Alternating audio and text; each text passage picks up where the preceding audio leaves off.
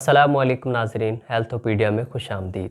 नाज़रीन, हम आपको अपने चैनल पे आने के लिए खुशामदीद कहते हैं और आपका शुक्रिया अदा करते हैं कि आप हमारे चैनल पे आए।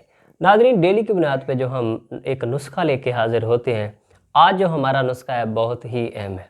जो हमारे चैनल पे नए व्यूअर्स हैं वो हमारे चैनल को सब्सक्राइब कर लें और बेल वाले बटन को दबा दें, क्योंकि हर नए आने वाली वीडियो आप तक आसानी से पहुँच सके। नाज़रीन, चलते हैं वीडियो की तरफ। आपने नाज़रीन ये एक आज़मूदा और आला किस्म का नुस्खा है।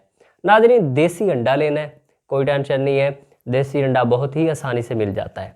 आपने देसी अंडा लेना है और एक प्याली में उसको निकालना है और उसमें 1 चम्मच आपने ये चीनी डालनी है, उसको फेंटना है अच्छे से। जब वो हल हो जाए चीनी इसमें, और दूध आपने जो चूल्हे पर रखा है उसको गर्म करना है, नीम गर्म, और उसमें आपने ये अंडा डाल देना है।